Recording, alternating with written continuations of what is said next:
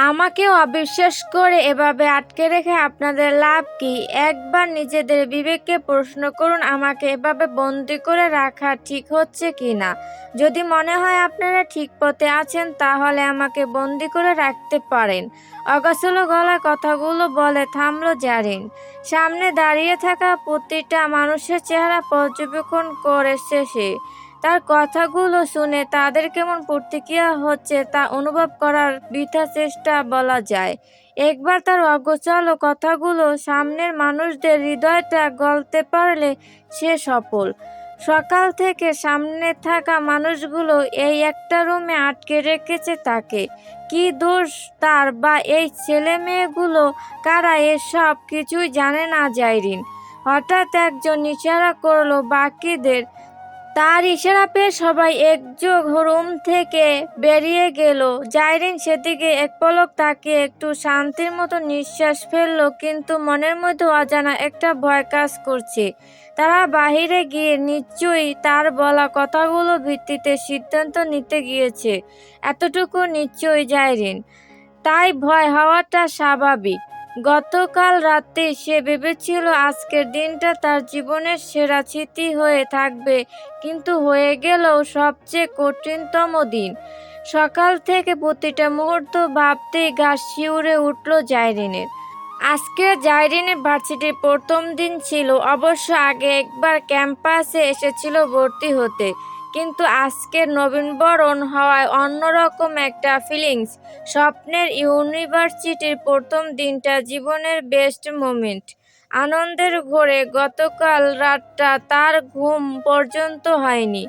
শুধু ফোনের ওয়াল পেপারের সময় গুনতে গুনতে রাত কাটিয়ে দিয়েছে সে। ভোরের আলোয় ফুটতে দ্রুত বিছানা থেকে উঠে বসলো। ফ্রেশ হয়ে ব্যাগ থেকে একটা শাড়ি বের করে নিল। বাড়ি থেকে হোস্টেলে আসার আগে সে শাড়িটা কিনে রেখেছিল নবীনবরণের দিন পরবে বলে। নতুন শহরে আসায় তেমন কিছুই সে চিনে না। মার্কেটে গিয়ে শাড়ি কিনবে এমন পরিস্থিতিও নেই, তাই আগে থেকে কিনে রেখেছিল বেশ শখ করে। এর আগে কখনো শাড়ি পরে বাহিরে যাওয়া হয়নি তার। ভার্সিটির নবীনবরণ হওয়ায় আজ প্রথমবারের মতো শাড়ি পরে জাইরিন বাহিরে যাবে। একা একা শাড়ি পরে রেডি হতে হতে কখন যে সময়টা শেষ হয়ে গেল সে বুঝতেই পারল না। মনে মনে নিজেকে 100টা কথা শুনিয়ে দিল। প্রথম দিনটিতেই লেট হতে হয়। সেই সকাল থেকে রেডি হচ্ছে, কিন্তু ঠিকই দেরি হলো, অথচ সে কাজ সময় করতে বিশ্বাসী। 1 মিনিট হেরফের হয় না কখনো। সাজগোজ আর শাড়ি পরতে পরতে সময় সব শেষ হয়ে গেছে। সাজগোজ বলতে আবার পার্টি সাজ নয়। সে মেয়ে কখনো সাজগোজ করে না, সে আবার পার্টি সাজ। তার উপর সে তো সুন্দর মতো লিপস্টিক দিতেও পারে না, তাই হালকা সাজ করেছে। খুশির ঠেলায় ভালো মতো নাস্তা করাও হয়নি। কয়েকটা বিস্কুট আর পানি খেয়ে ব্যাগটা নিয়ে বেরিয়ে গেল। ভার্সিটির পথটাও খুব একটা চেনা না জাইরিন। ঢাকা শহরের প্রতিটা অলিগলি তার সেম সেম মনে হয়। হোস্টেল থেকে কোন গলিটা দিয়ে কোথা যেতে হয় তা শিখতে তাকে আরও কয়েক মাস ঘুরতে হবে। তবু মনে মনে একটা অজানা খুশি। নতুন ক্যাম্পাসের কথা ভাবতেই এসব আর প্যারা মনে হয় না। গুগল ম্যাপে লোকেশন ট্র্যাক করে সে কোনোরকম ক্যাম্পাসে পৌঁছাবে, এই সাহস বুকে নিয়ে সে এগিয়ে যাচ্ছে। তবে এক আপু তাকে মৌলিক অভিজ্ঞতা দিয়ে শিখিয়ে দিয়েছে কিভাবে যেতে হয়। সব মিলিয়ে তার বিশ্বাস সে সুন্দরভাবে ক্যাম্পাসে পৌঁছে পারবে। হোস্টেলের গলিটা পার করে সে আরেকটা গলিতে এসে দাঁড়ালো। একটা রিক্সা পেয়ে সুবিধা হয় এই ভেবে আপুটা তাকে এমন বলেছিল। একটু যাওয়ার পর সে গলি পার হবে, সেই মোড় থেকে একটা রিক্সা নিলে হয়ে যাবে। ক্যাম্পাসে পৌঁছাতে আর কষ্ট হবে না। কিন্তু মানুষের আনাগোনা থাকলেও রিকশার কোনো হাদিস মিলছে না। শাড়ি পরে হাঁটতেও ইচ্ছে করছে না, তাই সেখানে ঠায় দাঁড়িয়ে আছে। যদি একটা রিকশা পায় তো শান্তি। 5 মিনিট পর একটা ছেলে আসলো তার কাছে, বেশ পরিপাটি ভাষায় জিজ্ঞেস করলো, আপু আপনি কোথায় যাবেন? নিশ্চয়ই রিকশা খুঁজছেন, কিন্তু এখন থেকে কোনো রিকশা পাবেন না, আরেকটু সামনে যেতে হবে। জাইরিন ছেলেটার দিকে একবার তাকালো। খুব বেশি অভদ্র মনে হচ্ছে না। বিশ্বাস করা যায়, বিশ্বাস না করলেও একবার কথা বলে দেখা যায়। শান্ত কণ্ঠে বলল, আমি এফবিসি বিদ্যালয়ে যাব। এক আপু বলছে এখান থেকে রিক্সা পাওয়া যায়, তাই রিক্সার অপেক্ষায় আছি। জাইরিনের কথায় ছেলেটা একটু হাসলো, তারপর বলল, ইউ ফার্স্ট ওয়ার, আজকে তো নবীনবরণ তোমাদের? জি, আমি ফাইনাল ইয়ারে। তাহলে তুমি আমার জুনিয়র, তাই তুমি করে বললাম, ডোন্ট মাইন্ড। জারিন ছেলেটার কথায় শুধু হাসলো, কিছুই বলল না। ছেলেটা আবারও বলল, আসলে তুমি অনেকক্ষণ ধরে দাঁড়িয়ে আছো, তাই ভাই আমাকে পাঠিয়েছে। একবার আসি তাহলে। ভার্সিটিতে কোনো সমস্যা হলে ভাইয়াকে জানাবে।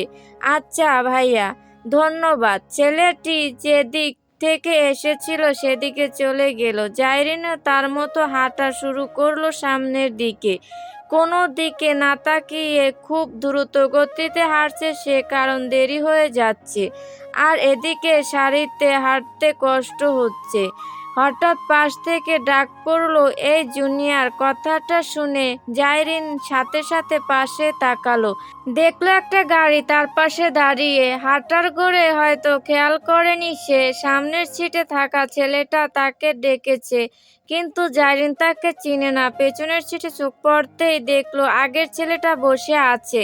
ছেলেটা ভার্সিটির সিনিয়র ভাই হওয়ায় সে ভদ্রভাবে দাঁড়ালো। সামনে থাকা ছেলেটা তাকে আর কিছু বলল না। পেছন থেকে সিনিয়র ভাইটা বলল, শোন ভাই, তোমাকে ক্যাম্পাসে পৌঁছে দিবে বলে এসেছে, তুমি গাড়িতে উঠে বসো। জাইরিন কথাটা শুনে কিছুটা ভয় পেল। সত্যি কি ছেলেগুলো তার ভার্সিটির সিনিয়র ভাই?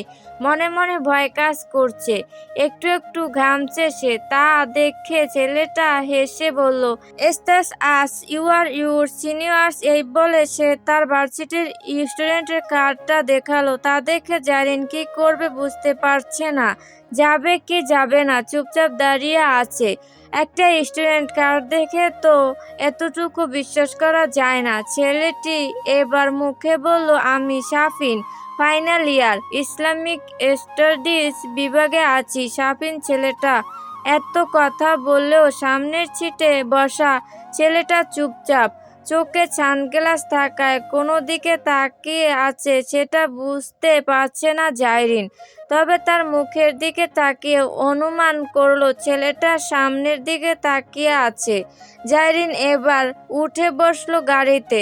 তা না হলে উপায় নেই, গাড়িতে উঠে যদি মারা খায় তাহলে না উঠলেও মারা খাবে। সিনিয়র ভাই বলে কথা, ভার্সিটিতে পেলে দেখে ছাড়বে। তাই এখন একটাই রাস্তা আছে। গাড়িতে বসার পর খেয়াল করলো পিছনের সিটে আরো দুজন ছেলে আছে। তারা তিনজনই তাদের মতো কথা বলছে, বেশ ছোট ছোট গলা। আর সামনে বসা ছেলেটা মূর্তির মতো ঠায় বসে আছে, শুধু শ্বাস প্রশ্বাস চলছে, তাই তাকে মানুষ বলতে হবে। অন্যথায় মূর্তি বললে এক কথায় হয়ে যেত। কথাটা ভেবে মনে মনে হাসলো জাইরিন। গাড়িতে ওঠার পর থেকে নিজেকে হালকা লাগছে। ছেলেগুলোর হাবভাব খারাপ মনে হচ্ছে না। শাফিন তার পাশে বসে, সে বেশ দ্রুত বজায় রেখে বসেছে। সে একটু পর জিজ্ঞেস করলো, তোমার নাম কি? কোন ডিপার্টমেন্ট? আমি জাইরিন আরশি, মার্কিন ডিপার্টমেন্ট। গুড। ভার্সিটিতে চান্স পাওয়ার পর অনেক মজা লাগে।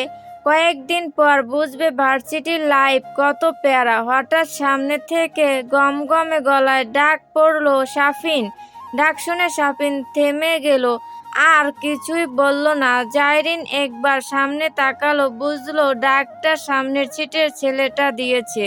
ভালোই হলো, তার এমন ছেলেদের সাথে কথা বলতে আনকমফোর্টেবল লাগে। প্রায় ২০ মিনিট পর গাড়িটা একটা বিল্ডিংয়ের সামনে গিয়ে থামলো। গাড়ি থামতে সাফিন বলল, তোমাদের নবীনবরণ এই বিল্ডিংয়ে হবে, এবার নামতে পারো। ওকে ভাইয়া, থ্যাঙ্কস পৌঁছে দেওয়ার জন্য। আরে আমি নয়, ভাই করেছে সব। থ্যাঙ্কস বললে ভাইকে বলতে হবে। জাইরিন হাসলো কিন্তু কিছুই বলল না। সে এমনিও কম কথা বলে, তার মধ্যে এমন পরিস্থিতিতে কি বলতে হয় সেই বিষয়ে সে অবগত নয়। চারপাশে সে একবার তাকালো, মোটামুটি অনেক স্টুডেন্ট সেখানে দাঁড়িয়ে আছে। সবাই একটু অদ্ভুতভাবে তার দিকে তাকাচ্ছে। তা দেখে জাইরিনের অস্বস্তি লাগছে। তাকে কি খুব বাজে দেখাচ্ছে? সবাই এভাবে তাকিয়ে আছে কেন? জাইরিন বুঝতে পারছে না। আচ্ছা ভাইয়া, আসি। এই বলে সিঁড়ি বেয়ে একটু উঠতেই সামনে থাকা ছেলেটা বলল, এই junior, welcome to our campus. ছেলেটা গাড়িতে বসা অবস্থায় কথাটা বলেছে। দুজনের মাঝে বেশ দূরত্ব। ছেলেটার গলা বড় হওয়ায় জাইরিন তা শুনতে পেয়েছে, কিন্তু জাইরিনের ধন্যবাদ ভাইয়া কথাটা ছেলেটা শুনতে পায়নি এই বিষয়ে জাইরিন নিশ্চিত। ধীর পায়ে সে সিঁড়ি বেয়ে উঠছে। নতুন ক্যাম্পাস হয়, তার কোনো বান্ধবী নেই। তার কলেজের কোনো বান্ধবী এই ভার্সিটিতে চান্স পায় নাই। তাই বলা যায় সবাই অপরিচয়। একা একা হাঁটছে সে। কোন রুমে যেতে হবে তা সে নিজেও জানে না। আচমকা তার সামনে তিনজন এসে দাঁড়ালো, দুজন ছেলে আর একজন মেয়ে। মেয়েটা তাকে উপর থেকে নিচ পর্যন্ত একবার পর্যবেক্ষণ করলো, একটু টান টান গলায় বলল, এই মেয়ে, ইউ ফার্স্ট ইয়ার? জাইরিন তাদের দেখে একটু ঢোক গিলল। দেখতে কেমন জানি লাগছে সবাইকে। তাকানোর সিস্টেম, কথা বলার সিস্টেম বলছে তারা বেশ জঘন্য। ছোট গলায় বলল, জি আপু, আমাদের সাথে আসো। কথাটা শুনে জাইরিন মাথায় আকাশ ভেঙে পড়ল। আগে শুনেছিল ভার্সিটিতে র্যাগিং হয়, তাকে কি র্যাগ দিতে ডাকছে? ভয়ে বুকের ভেতরটা একটু মোচড় দিয়ে উঠল। তবু ওপর দিয়ে সাহস রাখছে। এমন হাবভাব দেখাচ্ছে যাচ্ছে ব্যর্থ পায়ে মেয়েটার সাথে যেতে বাধ্য হলো। মেয়েটা তাকে একটা রুমে নিয়ে গেল। ভেতরে ঢুকতেই দরজা লক করে দিল। অজানা ভয় কাজ করছে। আবার কোথা নিয়ে যাচ্ছে তাকে না জানি, আবার কোন ঝামেলায় জড়িয়ে পড়ে। হাঁটতেও বেশ কষ্ট হচ্ছে। একে তো মাথায় আঘাত, তার উপর সকালে 2টো বিস্কুট খেয়েছিল, আর কিছু খাওয়া হয়নি। তবু তো যেতে হবে। সাফিন তাকে নিয়ে ফার্স্ট ফ্লোরে গেল। ভাবনাটা বেশ বড়সড়। এদিক গেলে ওদিক গুলি যায়, আবার এদিক গেলে ওদিক হারিয়ে ফেলবে, এমন অবস্থা। তবু তাকে হিমশিম খেতে হচ্ছে না সাফিন থাকায়। সে তো সব চিনে। সাফিন এক সাইডের একটা রুমের দিকে গেল। জাইরিনও যাচ্ছে পিছন পিছন। জাইরিন হাঁটতে পারছে না দেখে সাফিনও আস্তে হাঁটছে। তবুও যেন জাইরিন তার সাথে সাথে হাঁটতে পারছে না, পিছনেই পড়ে আছে। রুমে ঢুকতেই সাফিন আচমকা জাইরিনের হাত ধরে ফেললো। জাইরিন ভয়ে কেঁপে উঠল। এবার যদি সাফিন রুম আটকে রাখে তাহলে কে বাঁচাবে? বেশ চিন্তার বিষয়। ভয়ে কাঁপছে সে। অনবরত রুমে ঢুকতে আরেক দফা শক খেলো জাইরিন। তাকে যারা আটকে রেখেছিল তারা সবাই এখানে বসে আছে। সাফিনকে দেখে তারা উঠে দাঁড়ালো। জাইরিন ভয়ে চোখ বন্ধ করে আছে। সে জানে না এদের কাছ থেকে কিভাবে রেহাই পাবে। হঠাৎ সাফিনের গমগমে গলায় কথা শুনে সে দ্রুত চোখ খুলল। আমার গার্লফ্রেন্ডকে রুমে আটকে আটকে রেখেছিলি, বেশ তো সাহস থাকলে এখন কিছু করে দেখা, আমিও দেখি তোরা কতটুকু পারিস। কথাটা শুনে জাইরিন আরেক দফা শক খেলো। সে আবার কখন থেকে সাপিনের গার্লফ্রেন্ড হলো? সাপিন মিথ্যা বলছে কেন? সাপিনের কথার কোনো জবাব কেউ দেয়নি। তারা মাথা নিচু করে দাঁড়িয়ে আছে। তা দেখে সাপিন আরও বলল, ওকে আজ থেকে ভাবি বলে ডাকবি, সম্মান করবি। আপাতত তাদের ভাবির ব্যাগটা দে, কাল তোদের দেখছি। একজন সাথে সাথে জারিনের ব্যাগটা দিয়ে দিল সাফিনকে। সে ব্যাগ হাতে নিয়ে জারিনকে দিল, শান্ত কণ্ঠে বলল, ব্যাগটা চেক করে দেখো সব ঠিক আছে কিনা। জারিন কাপা হাতে ব্যাগটা নিল, দ্রুত চেক করে দেখলো সব ঠিক আছে। ছোট গলায় বলল, সব ঠিক আছে। সাফিন এবার জারিনের হাতটা ধরে বেরিয়ে যাচ্ছে, হঠাৎ কি মনে করে থামলো, পেছনে ফিরে বলল, ভাবিকে সালাম দে, বলেছিলাম না সম্মান করতে। তার কথা শুনে সবাই জাইরিনকে সালাম দিল।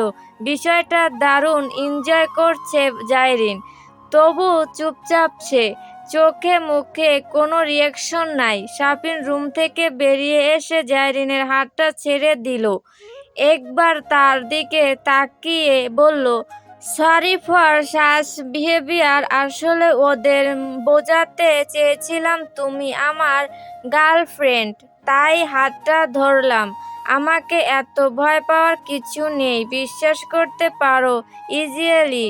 সাফিন কথাটা বলে হাসলো, একবার জারিনের দিকে তাকিয়ে বলল, হাত ধরতে এভাবে কাঁপাকাঁপি শুরু করে দিলে, আসলেই তুমি বেশ বোকা। এই বলে সাফিন হাসলো আবারও। জাইরিন একবার তাকিয়ে মাথা নিচু করে ফেলল। সাফিন তা দেখে বলল, এবার আর ভয় পেতে হবে না, চলো তোমাকে তোমার হোস্টেলে নামিয়ে দিই। আপনাকে কষ্ট করতে হবে না, আমি যেতে পারবো, সকালেও আসতে পারবো বলে তো বের হয়েছিলে, মাঝ রাস্তায় কি হলো দেখো। সাহস থাকা ভালো, তবে ওভার নয়, চুপচাপ চলো, নামিয়ে দিয়ে আসি। জাইরিন কিছু বলল না। সকালের কাণ্ডটা মনে করিয়ে দিয়ে সাফিন যেন জাইরিনকে লজ্জায় ফেলে দিল। জাইরিন কিছু বলল না। সকালের কাণ্ডটা মনে করিয়ে দিয়ে সাফিন যেন জাইরিনকে লজ্জায় ফেলে দিল। সাফিন একটু থেমে বলল, একটু হাঁটতে হবে, আসলে আমার বাইকটা ক্যাম্পাসের 0 পয়েন্টে রাখা, তোমাকে এখানে দাঁড় করিয়ে রেখে আমি গিয়ে বাইকটা নিয়ে আসতে পারতাম, but I am sure it will be risky for you, তাই তোমাকে সাথে যেতে হবে। জাইরিন হেসে বলল, সমস্যা নাই ভাইয়া, আমি হাঁটতে পারবো। এই বলে সাফিন পেছনে পেছনে হাঁটছে জাইরিন। একটু পর সাফিন বলল, আমার সাথে অথবা আমার সামনে হাঁটো, তা না হলে তোমাকে পেছন থেকে কেউ নিয়ে গেলে আমি বুঝতেও পারবো না। জাইরিন, আচ্ছা ভাইয়া বলে সাফিনের পাশে পাশে হাঁটতে শুরু করলো, তবে একটু দ্রুত আছে দুজনের মধ্যে। জাইরিন এভাবেই হাঁটছে। 0 পয়েন্টে এসে সাফিন তার বাইকটা নিয়ে স্টার্ট দিল, তারপর জাইরিনকে ইশারা করে উঠতে বলল। জাইরিন উঠল বাইকে, কিন্তু তার কিছুটা নার্ভাস লাগছে। একটা অপরিচিত ছেলের কাঁধে হাত রাখতে হবে ভাবতেই কেমন জানি লাগছে তার, কিন্তু যদি ধরে না বসে সে তো উল্টো পড়ে গিয়ে কোমর ভাঙবে। সাফিন সামনে থেকে বলল, ধরে বসো নয়তো পড়ে যাবে। জাইরিন সাফিনের কথা শুনে হাত রাখবে ভেবছে, কিন্তু হাতটা সেদিকে যাচ্ছে না, বারবার মনে হচ্ছে সে কি করছে এসব। সাফিন তার অবস্থা বুঝতে পেরে মুচকি হাসলো, কিন্তু জাইরিন পেছনে থাকায় তা দেখতে পায়নি। জাইরিনের এমন কাণ্ড দেখে সাফিন বলল, আচ্ছা ঠিক আছে, পেছনে ভালো করে ধরে বসো, আমি বাইক আস্তে চালাচ্ছি, তবে যদি পড়ে যাও আমি দায়ী নয়। জাইরিন কিছু বলল না, শুধু পেছনটা শক্ত করে ধরে বসলো।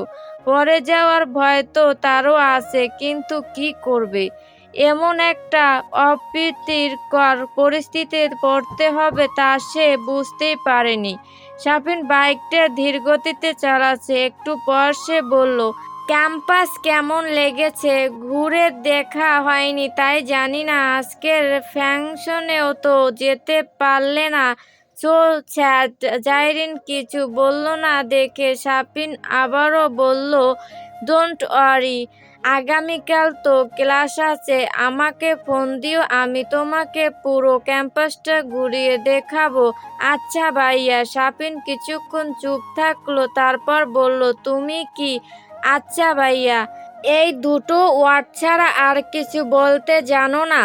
শাফিনের কথা জাইরিন বেশ অবাক হলো। সে তো অনেক কথাই জানে, কিন্তু শুধু শুধু বাহিরের একটা ছেলের সাথে বকবক করবে কেন? তার পার্সোনাল কোনো মানুষ হলে সে দিব্যি কথা বলে, বোকার মতো সারাদিন বকবক করে। শাফিন কথাটা বুঝেও না বোঝার মতো করে বলল, কি বলবো ভাইয়া? শাফিন এবার হেসে দিল, হাসি থামিয়ে বলল, কিছু বলতে হবে না, শুধু আচ্ছা ভাইয়া বলবে, এতেই হবে। জাইরিন এবারও জবাব দিল, আচ্ছা ভাইয়া। জাইরিনের জবাব পেয়ে শাফিন খিলখিল করে হেসে দিল। সে কিছুতেই হাসি থামাচ্ছে না। এরই মাঝে জাইরিনের হোস্টেলে চলে এসেছে। শাফিন বাইক থামাতেই জাইরিন নেমে গেল। ছোট গলায় বলল, ধন্যবাদ আপনাকে। বাহ, আচ্ছা ভাইয়ার পর আরেকটা কথা বলতে জানো, ভুলেই গিয়েছিলাম। সকালেও বলেছিলে। এই বলে শাফিন আবারও মুচকি হাসল। জাইরিন, আসি তাহলে, বলে চলে যেতে শাফিন থামালো তাকে। আরে দাঁড়াও, ফোন নাম্বারটা দিয়ে যাও, কাল দেখা হচ্ছে ক্যাম্পাসে। ওকে ভাইয়া। কথাটা শুনে শাফিন আবারও হেসে বলল, আচ্ছাকে একটু আপডেট করে ওকে বলছো, তা ভালোই তো বুদ্ধি আছে। জাইরিন আর কিছু না বলে হোস্টেলের উদ্দেশ্যে হাঁটা দিল। শাফিন এক পলক সেদিকে তাকিয়ে তারপর চলে গেল। সকাল থেকে জাইরিনের উপর ভয়াবহ দুর্যোগ যাওয়ার সে আপাতত টায়ার্ড হয়ে বিছানায় শুয়ে আছে। আর নিতে পারছে না। একে তো প্রিয় মানুষগুলোকে রেখে এই শহরে এসে একা এসেছে, তার উপর আজকের প্রতিটি ঘটনা তার মাথার উপর দিয়ে গেল। কি থেকে কি হয়ে গেল সে বুঝতেই পারছে না। পেটে ক্ষুধা থাকলেও রান্না করতে ইচ্ছে করছে না, তাই কিছু খায়নি সে। আজকে মা পাশে থাকলে রান্না করে এসে নিজ হাতে খাইয়ে দিত। ভাবতেই চোখে জল চলে আসলো। কিছুক্ষণ কান্না করতে করতে কখন যে ঘুমিয়ে গেছে সে নিজেও জানে না। পরের দিন সকালে উঠে জাইরিন রেডি হলো। আজকে প্রথম ক্লাস। গতকাল সারাদিন কিছু না খাওয়ার বেশ দুর্বল সে। কোনো রকম নাস্তা করে বেরিয়ে গেল। আজকে ভার্সিটির পথটা চিনতে খুব একটা হিমশিম খেতে হয়নি তাকে। সহজেই পৌঁছলো ক্যাম্পাসে। গেট দিয়ে একটু ভেতরে যেতেই কালকে তাকে আটকে রেখেছিল সেখানে দুজন ছেলে দেখতে পেল। ভয়ে গলাটা শুকিয়ে আসছে তাদের দেখে। তবু নিজেকে কন্ট্রোল করে হাঁটতে থাকলো। কিন্তু ছেলেগুলো তাকে অবাক করে দিয়ে বলল, ভাবি আসসালামু আলাইকুম। জাইরিন মনে মনে ভাবছে, ভাবি ডাকছে কেন তাকে? তখনই মনে পড়ল গতকাল শাফিন তাকে ভাবি বলে পরিচয় করিয়ে দিয়েছিল। এক কপাল নিয়ে জন্মে সে। সিঙ্গেল অবস্থায় ভাবি ডাক শুনতে হচ্ছে। কেউ শুনলে কি বলবে কে জানে। ছেলেগুলোকে অতিক্রম করে কোনো দিকে না তাকিয়ে দ্রুত হাঁটছে সে। তাদের ফ্যাকাল্টিতে গিয়ে পৌঁছালো কোনো রকম। ক্লাস কোথায় হবে তা কিন্তু সে জানে না। হঠাৎ সামনে একজন পিয়নকে পেয়ে তার কাছ থেকে জিজ্ঞেস করলো, ক্লাস কোথায় হবে? তিনি বললেন, থার্ড ফ্লোরে যেতে। জাইরিন এবার দ্রুত পায়ে থার্ড ফ্লোরে যাচ্ছে। তখনই ফোনটা বেজে উঠল। জাইরিন ব্যাগ থেকে ফোনটা হাতে নিয়ে দেখলো আননোন নাম্বার। এই সময় আবার কে ফোন করতে আসলো? ফোনটা রিসিভ করে সালাম দিতে ওপাশ থেকে বলল, এভাবে বিদ্যুৎ গতিতে হাঁটার কি আছে? চারপাশে তো একটু তাকাতে পারো। জাইরিন বুঝতে পারল কে কথা বলছে। তবু জিজ্ঞেস করলো, কে বলছেন? আমি সাফিন। একদিনই চিনতে পারছো না?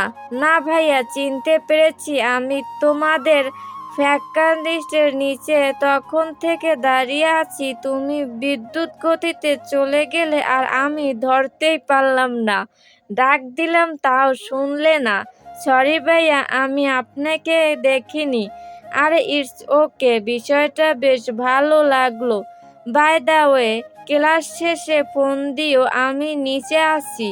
ক্যাম্পাসটা ঘুরিয়ে দেখাবো তোমায়। আচ্ছা ভাইয়া। ওকে ভাইয়া, রাখি। সাফিন ফোন কেটে দিয়ে জাইরিন ক্লাসরুমে গিয়ে বসলো। ক্লাস শেষ হতে জাইরিন সাফিনের নাম্বারে ফোন দিল। ফোন দিতেই সে রিসিভ করলো। যেন জাইরিনের ফোনের অপেক্ষায় সে বসে আছে। ভাইয়া, আমার ক্লাস শেষ হয়েছে, ওকে নিচে নামো, আমি আছি এখানে। জাইরিন ধীরগতিতে নিচে নামলো। সাফিন বাইক নিয়ে দাঁড়িয়ে আছে। জাইরিন উঠে বসলো বাইকে, কিন্তু আগের দিনের মতো কাঁধে হাত রাখলো না। সাফিন জাইরিনের আজকের আচরণটা দেখে মুখের হাসিটা একটু অপরস্ত করলো। আজকেও সে ধীর গতিতে চালাচ্ছে যাতে কোনো অ্যাক্সিডেন্ট না হয়। জাইরিনকে পুরো ক্যাম্পাসটা ঘুরিয়ে ঘুরিয়ে দেখালো সাফিন। কোনটা কোন ফ্যাকাল্টিতে কোথায় কিভাবে যেতে হয় সব বুঝিয়ে দিল, যাতে জাইরিনের আর কোনো সমস্যা না হয়। জাইরিন বেশ খুশি তার আচরণে। সে একা থাকলে হয়তো পুরো ক্যাম্পাসটা ঘুরে দেখা কখনো হতো না। আজ সাফিন থাকায় সব সমস্ত হয়েছে। মনে মনে সাফিনকে ধন্যবাদ দিল। এমন একটা মানুষের সাথে দেখা হবে সেটা কখনো জাইরিন ভাবতেই পারেনি। কত ভালো একজন ছেলে সে। যাক, কালকের কাণ্ডগুলো হওয়ায় ভালোই হয়েছে, তা না হলে সাফিন সাথে দেখাই হতো না। জাইরিনের ভাবনার মাঝে সাফিন বাইকটা ঘুরিয়ে এক জায়গা থামিয়ে জাইরিনকে বলল, নামো বাইক থেকে। আচমকা বাইক থেমে নামতে বলায় জাইরিন বেশ অবাক হয়ে জিজ্ঞেস করলো, কেন? ফ্যাকাল্টিতে যাব। আপনি যান, আমি বাহিরে দাঁড়াই। জাইরিনের কথায় সাফিন বেশ অবাক হয়ে বলল, আমার তো রোজ যাওয়া হয়। তোমাকে এক্সপিরিয়েন্স দেওয়ার জন্য নিয়ে যাচ্ছি। ভার্সিটির স্টুডেন্ট হয়ে ক্যাফেটেরিয়াতে যাবে না তা তো হতে পারে না। ক্লাসের মাঝে ব্রেক থাকলে এখানে আসতে হবে। তখন তো আর আমি থাকবো না, তাই একেবারে দেখে যাও ভেতরটা।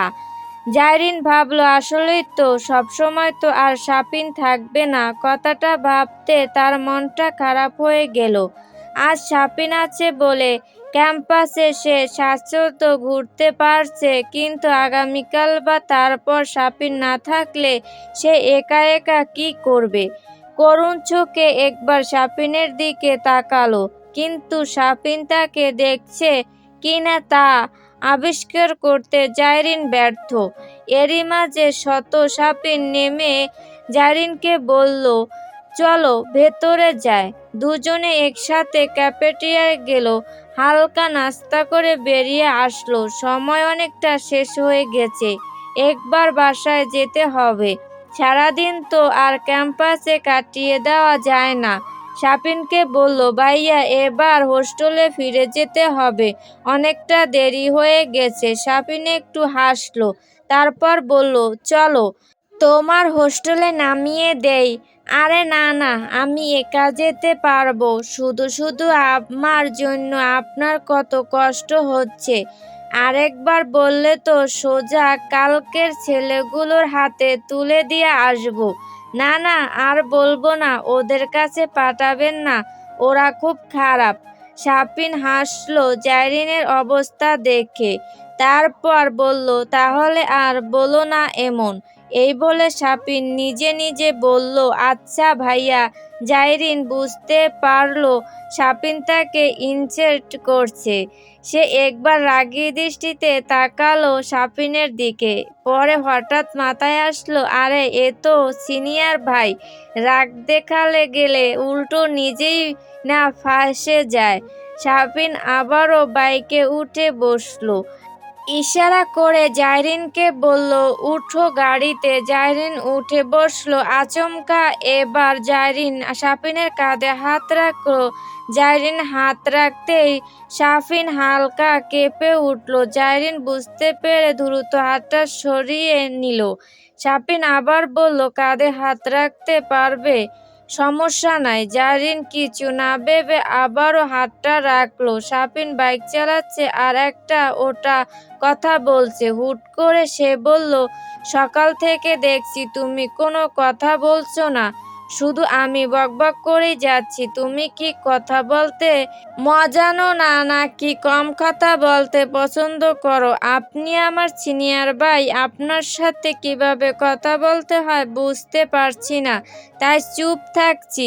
আরে না, নর্মালি কথা বলতে পারো, আই ডোন্ট মাইন্ড। শত হলেও সকালের সামনে তোমাকে গার্লফ্রেন্ড পরিচয় দিয়েছি, যদিও আমাদের মাঝে কিছুই নেই, কিন্তু তবুও তো আমার সাথে ফ্রিলি কথা বলার অধিকার তোমার আছে। জাইরিন হাসলো সাপিনের কথায়, কিন্তু কিছু বলল না। এদিকে সাপিন তো চুপ থাকার ছেলে নয়, ঝটপট প্রশ্ন করলো, প্রেম করো?